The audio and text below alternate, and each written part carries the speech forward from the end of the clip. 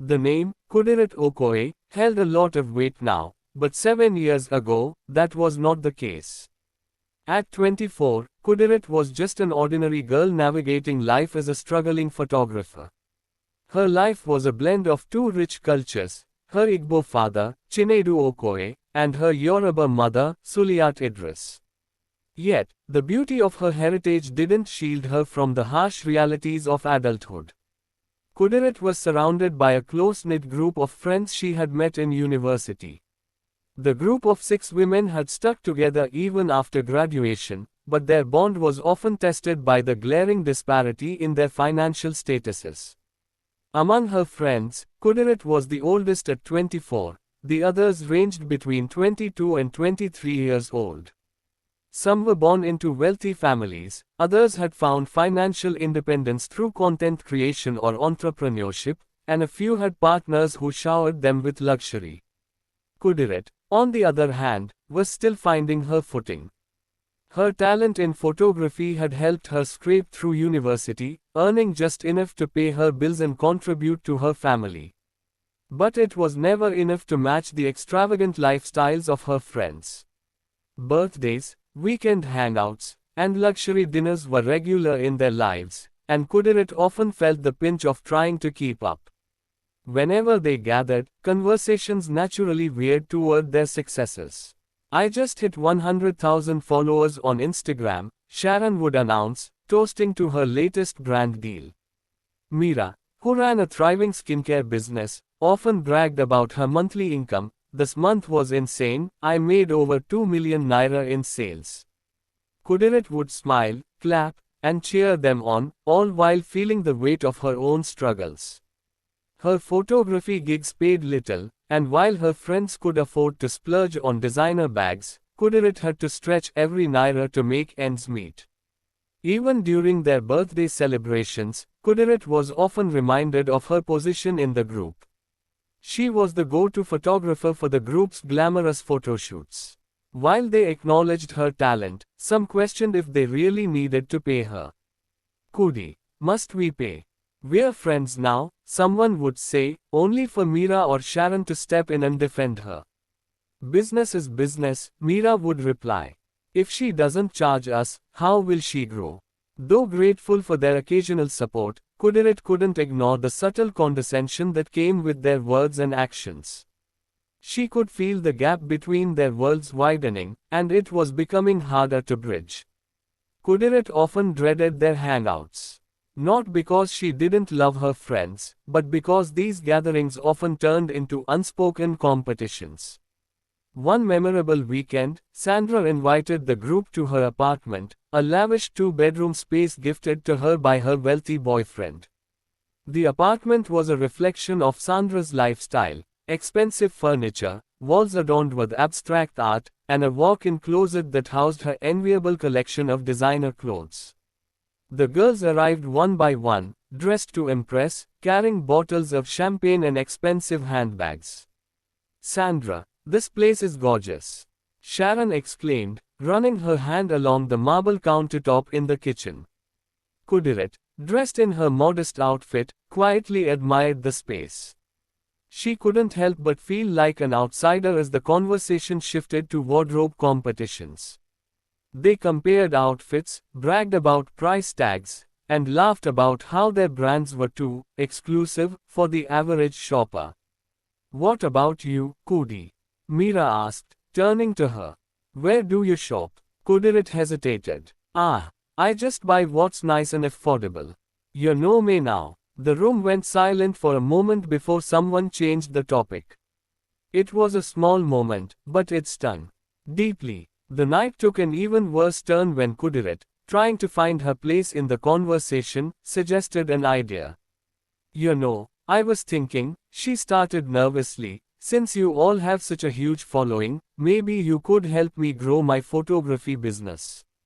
I could take some amazing pictures of you and your brands for free, and you can post them on your socials." She was met with mixed reactions. Mira and Sharon looked thoughtful, but before they could respond, Sandra and 2 others interjected. "Kudi, must you always impose your business on us?" Sandra said, her voice laced with irritation. Exactly, added another. We're not your ticket to success.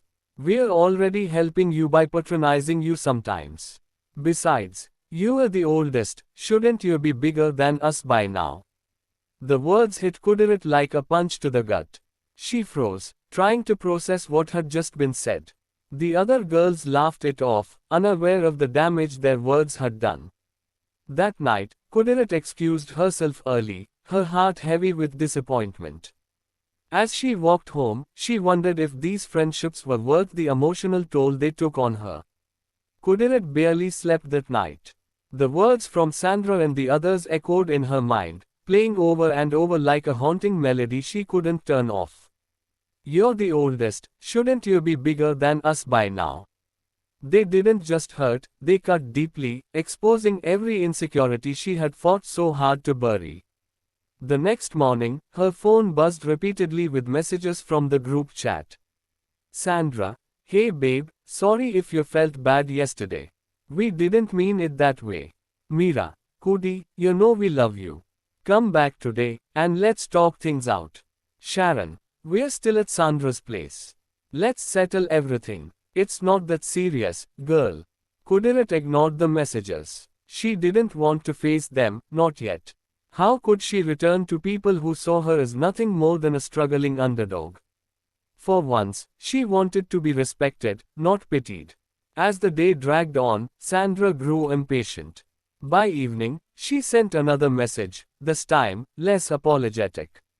Sandra, Kudi, stop acting like a child. You should be grateful we even give you the time of day. If you can't handle jokes, maybe you're not cut out for this friendship. Honestly, with how broke you are, you're lucky to have us.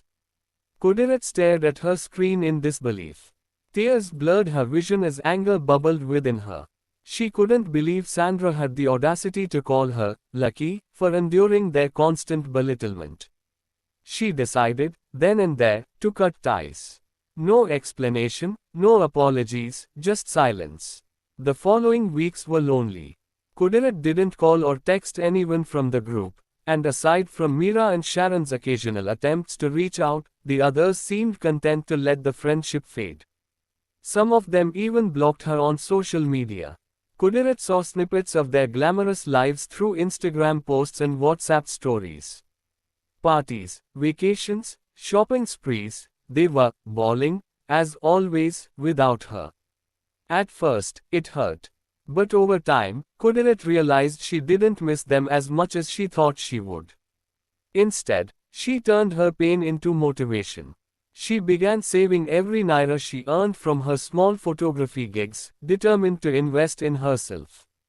She researched online courses in cinematography, watched hours of tutorials, and read about the latest trends in photography and videography. Months later, Kudirat enrolled in a 3-month cinematography program. It wasn't easy juggling classes and work, but she was determined. Her skills improved drastically, and soon, she began booking bigger events. Weddings, birthdays, corporate gatherings, her name was slowly making its way into people's conversations. Her parents were her biggest cheerleaders. When she managed to save enough to rent a modest 2-bedroom apartment, their joy was unmatched. Moving out of their cramped 1-room apartment felt like a victory, not just for Kudirat, but for her entire family. God will continue to bless you, my daughter, her father said as they unpacked their belongings. Her mother, with tears in her eyes, hugged her tightly. You've made us so proud. Kudirat's siblings looked up to her as a role model, and that only fueled her determination to succeed. By the time Kudirat turned 31, her life had completely transformed. A member of her church referred her to a high-profile politician who needed a photographer for his daughter's wedding. It was the opportunity of a lifetime, and Kudirat poured her heart and soul into the project. The event was a massive success, and word spread quickly. The politician's father, impressed by her work, referred her to one of his influential friends for another high-profile event. In just 1 month, Kudirat made 25 million naira from back-to-back jobs. Her phone didn't stop ringing. Referrals came pouring in, her social media following skyrocketed, and her rates doubled overnight. Everyone wanted to work with Kudi Money, the celebrity photographer who always delivered excellence. One evening, as Kudirat scrolled through her Instagram, she noticed familiar names in her follower requests. Sandra, Sharon, Meera, even the ones who had blocked her were now unblocking her, liking her posts, and leaving comments. Sandra, Kudi Money, so proud of you. Let's link up soon. Meera, you've always been talented, babe. I knew you'd make it big someday. Kudirat laughed bitterly. Where were they when she needed their support? Now that she was successful, they wanted to come back into her life. But Kudirat wasn't the same woman she had been 7 years ago. She had learned her worth, and she wasn't about to let anyone diminish it again. She didn't respond to their messages or accept their follow requests. Instead, she focused on building new, meaningful relationships with people who valued her for who she was, not what she could offer. Kudirat's life had taken a sharp turn from the days of hustling to pay for her parents' rent and juggling small photography gigs. Now, her name was synonymous with excellence, and every event planner, celebrity, and influencer wanted a piece of her magic. But with success came challenges she never anticipated. As her popularity grew, so did the pressure. Kudirat's clients were no longer the everyday people she once photographed. Now, they were politicians, celebrities, and high-profile individuals who expected nothing short of perfection. Every detail has to be flawless, her assistant, Tola, reminded her one morning. They were preparing for a high-society wedding, and the bride's family had spent millions to make it the event of the year. Kudirat nodded, but deep down, she felt the weight of it all. She couldn't afford to make mistakes, not now when her reputation was her greatest asset. One evening, as Kudirat sat in her office reviewing the final edits for a client, her phone buzzed with a notification. It was a direct message on Instagram, from Sandra. Sandra, Kudi, it's been a while. I know we've had our differences, but I really miss our friendship. Can we talk, please? Kudirat stared at the message for a long time. Sandra's tone was softer than before, almost desperate. She could sense the regret behind the words, but she wasn't ready to reopen that door. Instead of responding, she closed the app and focused on her work. She had spent years healing from the wounds her friends had inflicted, and she wasn't sure she wanted to revisit them. Kudirat's newfound fame also attracted people who wanted to take advantage of her success. One of her former friends, BC, reached out with a business proposal. Kudi, you are making waves now, BC said during a lunch meeting. I have this idea for a joint venture. With your name and my connections, we'll dominate the industry. The proposal sounded tempting, but Kudirat noticed something unsettling about BC's pitch. The deal seemed skewed in BC's favor, and it was clear she was more interested in using Kudirat's reputation than building a genuine partnership. Kudirat politely declined. She had learned the hard way to protect her name and her brand. Despite her busy schedule, Kudirat never forgot where she came from. Every weekend, she made time for her family. She had enrolled her siblings in private schools and was saving for her parents to start their own small business. Everything I do is for us, she told her mother one evening as they sat in the living room of their new apartment. Her mother smiled, her eyes filled with pride. You've made us so proud, my daughter. May God continue to bless the work of your hands. Amidst the chaos of her thriving career, Kudirat rarely had time for her personal life. But one day, during an exclusive photo shoot for a tech CEO's birthday, she met Michael, the CEO's younger brother. Michael was charming, confident, and genuinely interested in her work. Over the next few weeks, he began reaching out, sending flowers to her office and inviting her to dinner. At first, Kudirat was hesitant. She had built her success on her own and didn't want to be distracted. But Michael's persistence, and his respect for her independence, began to win her over. By the end of the year, Kudirat had achieved more than she ever thought possible. She launched her own photography academy, training young talents who wanted to follow in her footsteps. Her brand expanded into videography, event management, and even lifestyle blogging. Her name was no longer just a hashtag on social media, it was a movement.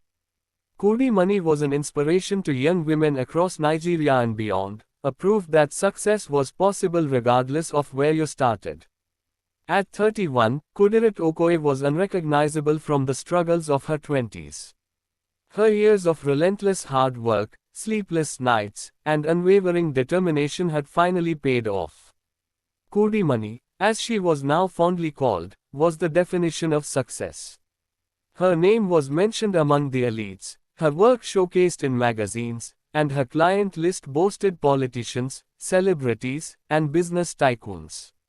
She was fully booked months in advance, her charges were premium, and she only worked on projects that aligned with her standards. Her signature was excellence, and everyone wanted a piece of Kudi Money's magic. Kudirat now lived in a luxurious 5-bedroom house in one of Lagos' high-end estates. Her family, who had stood by her through thick and thin, now enjoyed the fruits of her labor. Her parents had retired, and her siblings were thriving in their respective careers, thanks to her unwavering support. And then there was Michael, her love interest, who was undeniably loving and supportive. It was during a quiet dinner in a beautifully landscaped garden that Michael proposed and she said yes. It was a moment of joy, happiness and reflection of her life for both of them. Some of her old friends kept on reaching out as her name grew, trying to rekindle their friendship. While Kudirat had forgiven them, she knew better than to open those doors again. She chose peace and surrounded herself with people who valued her. Her former friend Sandra sent her a long message apologizing for the past, saying, "Kudi, I regret how I treated you. You've shown us what resilience looks like. You deserve every bit of your success." Kudirat replied politely but kept her distance. She had moved on to better things. Kudirat became a speaker at events, sharing her journey with young women and creatives. Her message was simple: age is not a barrier to success. Your background doesn't define your future. I was once that girl who couldn't afford the things my friends had, but I kept pushing. Don't let the attitudes or words of others weigh you down. Work hard, stay consistent, and trust the process. You'll get there. Her story inspired many to pursue their dreams relentlessly. At 31, Kudirat Okoye had achieved more than she could have imagined. She was a successful businesswoman, a loving wife, a devoted daughter, and a mentor to many. Her life was proof that progress isn't about how quickly you start but how determined you are to keep going. She often said, "I am grateful for the struggles because they made me who I am today." If you are facing challenges, know that they're shaping you for something greater.